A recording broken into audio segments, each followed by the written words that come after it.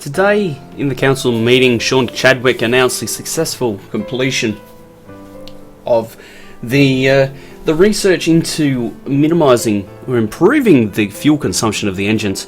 He once again petitioned the council to be able to begin research into jump point technology. He believed that there were, with jump point theory, they would be able to traverse these theoretical wormholes to other places in the galaxy swiftly. The council, however, rebuked Sean for his over-enthusiasm and instructed him to move on to the power boost that would be the next thing that he would research, as the council believed that the efficiencies to be gained there would translate well into military technology. Furthermore, a new scientist had joined the ranks, Thomas Napalm, an ironic name for a missile researcher. However, he was reasonably good at his job, and the first one that actually specializes in missiles and kinetics. He straight away was assigned the 10cm railgun. And he would be moving through many different researches over the next coming years to begin catching the council up in missiles and kinetics and trying to create a decent baseline from which they can work.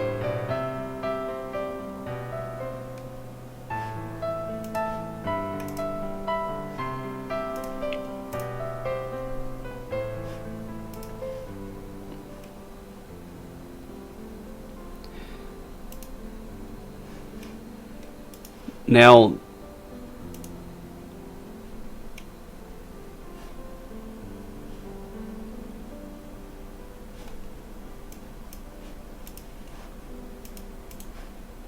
the council wishes to create some extra colonies.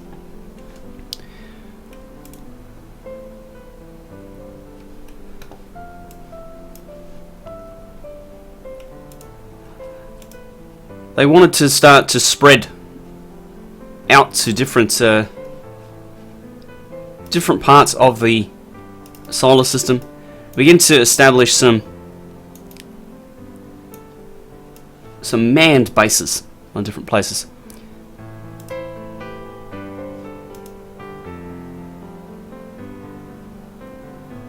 Obviously, Mars was the first and oldest of the colonies. However, Mercury and Venus would both come soon.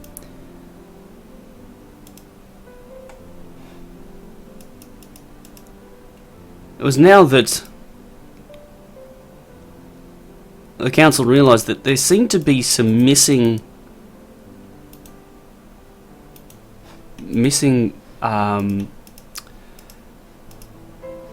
places. So it was decided that all the asteroids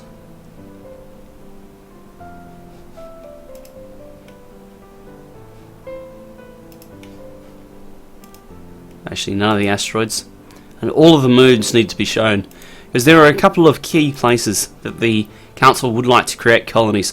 Luna was the first.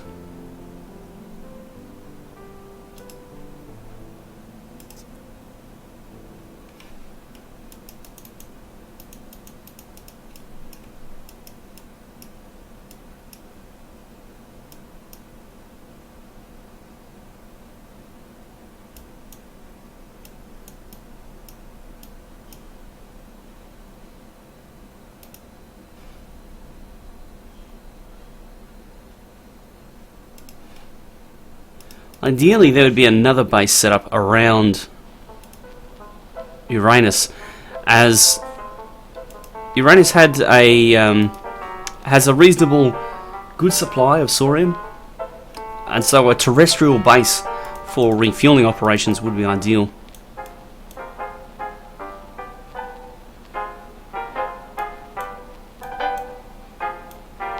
Unfortunately, though, there didn't really seem to be many other places. So with the 3 proposed new colonies. It would be a matter of creating the infrastructure now to begin the process of shifting people over.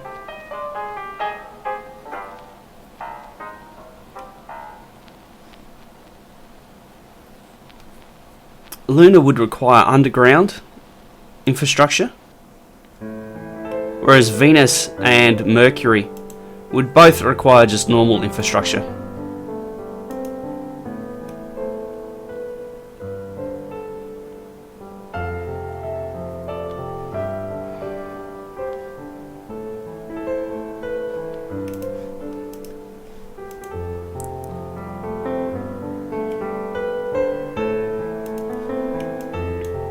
So an additional 1,000 infrastructure was queued up.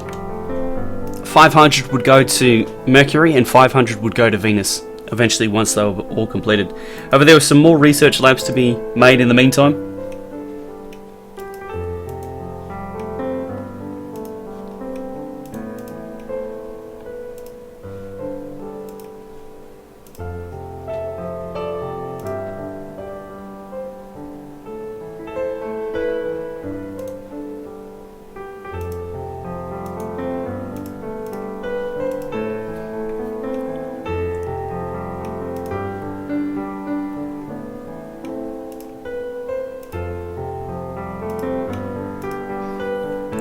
An extra slipway was assigned to the Burke and Norton shipyard. This would allow 4 destroyers to be built at any one given time.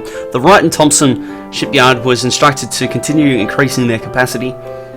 The Wright and Thompson shipyard would eventually build the larger ships that the council had planned.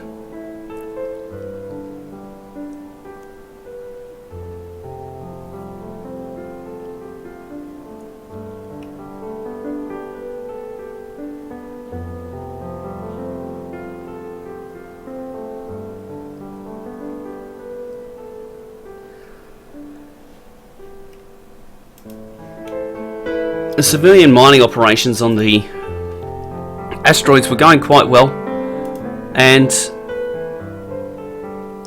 there was a colony on Rhymneth as well.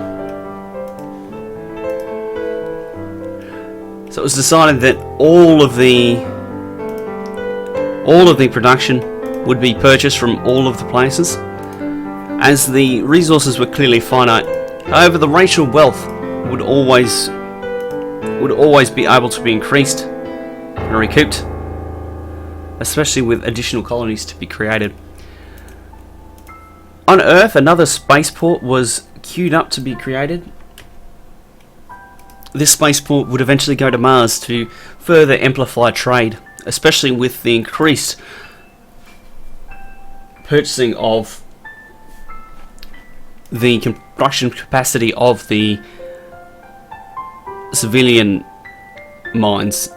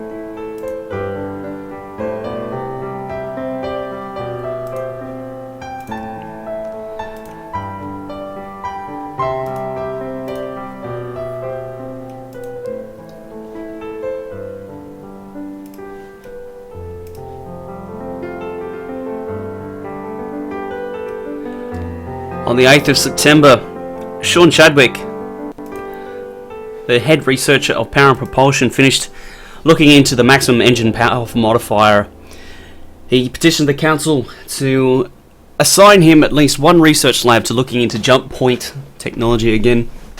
The council refused, citing that better fuel efficiency would better serve the needs of the human race, and that jump points, they had no place in the Preservation Council's plans and had no place in humanity's future. Indeed, the council believed that just by spreading out into the solar system as a whole, that would be enough, and that would secure the future of the human race. Charlotte Nixon, as the governor of Mars, however, she attends all these meetings along with Jake Butcher, the governor of Earth, Anthony Goodwin, the governor of Rainmouth, Alexandra Rogers, the governor of Faye, and Ben Nolan, the governor of Miranda.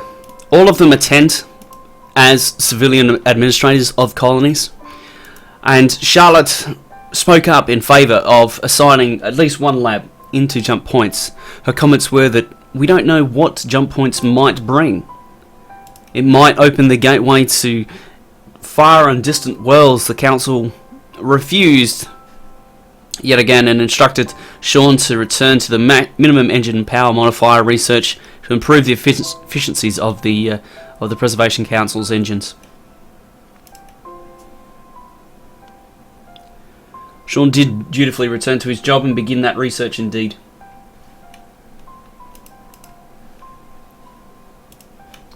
Meanwhile, the production on Wild was becoming greater and greater, with 60 ground-based mines. They're being operated by civilians. All of the mining output was being purchased at this stage.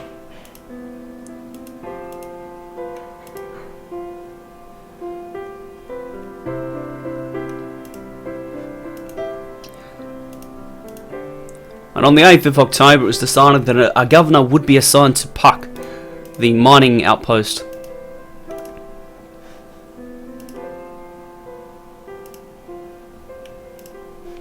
Anthony Greenwood possessed the best mining bonus, and he was assigned the role.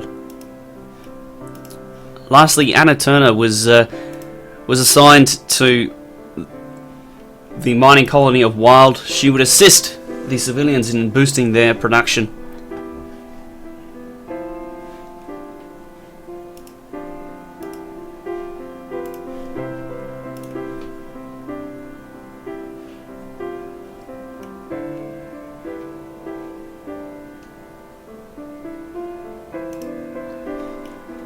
On the 8th of December, year 20,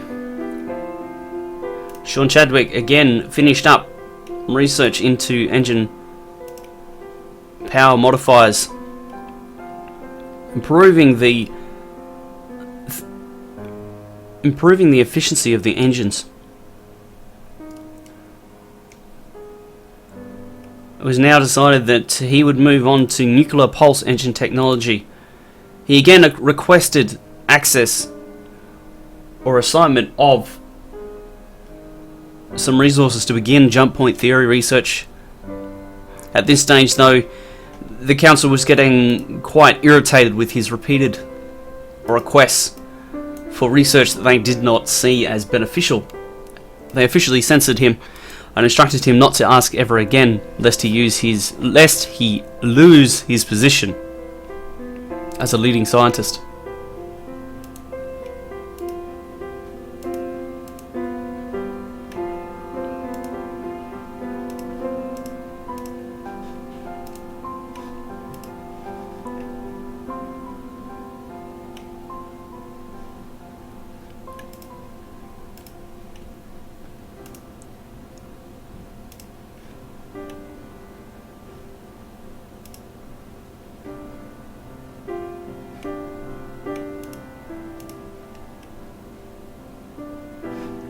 At this stage, the Homer was beginning to close in on completely surveying the home system.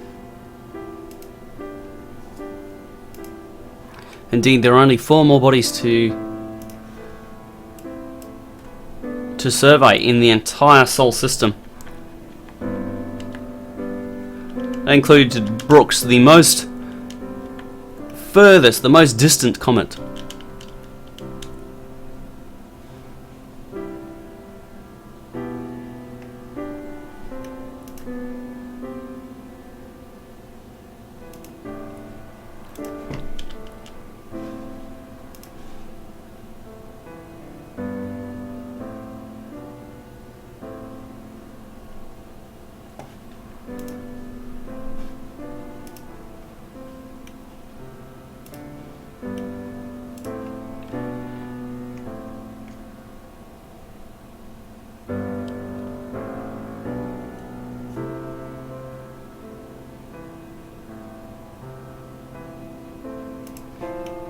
Isabel was assigned another 20 labs to look into the planetary sensor strength, improving that further.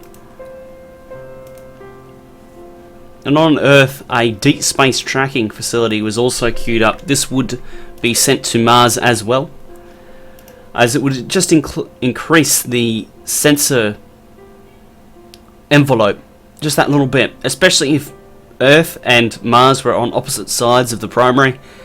They would both extend out into the cosmos just that little bit further.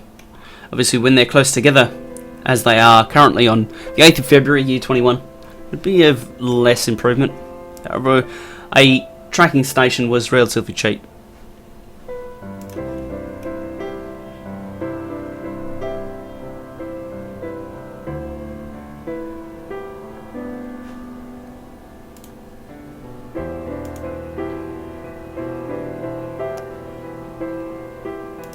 The Geological Survey.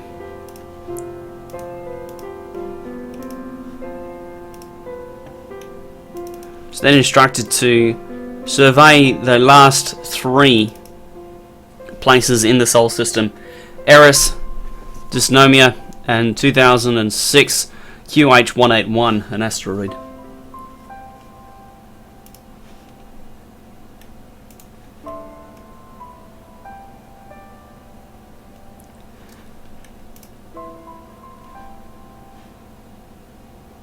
Another 100 mines were, rather that was 200 mines that were completed. These 200 mines would be sent out to Mars.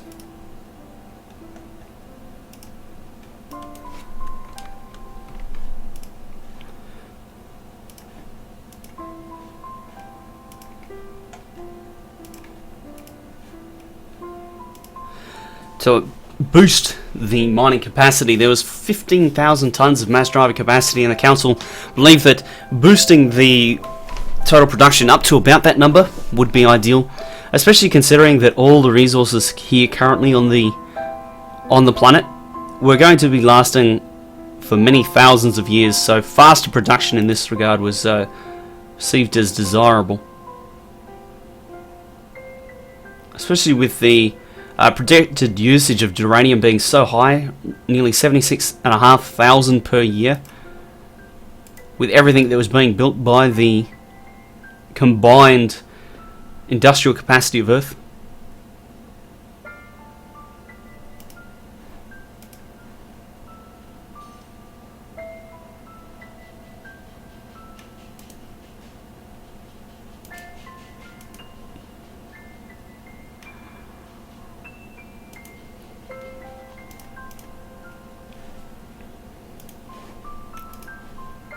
Civilian leaders of the mining sector, however, wanted to point out that at this stage, at this pace of construction and research, that the mineral status was a little bit strained and becoming more strained by the day.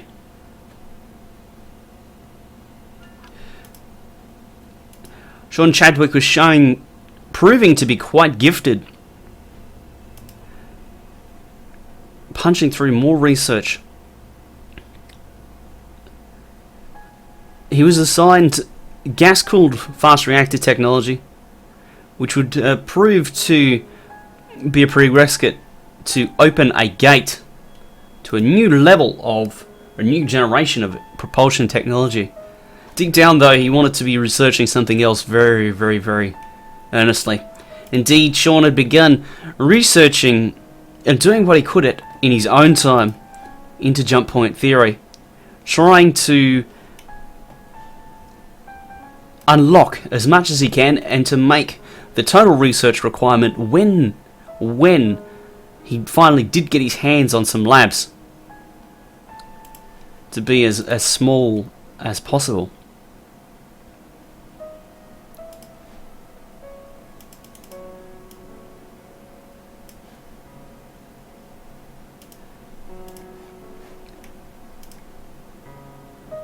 Additional research labs were now coming online, and the supply of boronite was exhausted on the planet of Earth. With 67,000 in stock, and with plenty, or with not much usage of that particular resource, there's nothing to worry about straight away. However, titanium was a different matter, with projected usage being over half, just under half. The civilian leaders were proving to be correct that the resource situation was perhaps not as good as the council thought it was.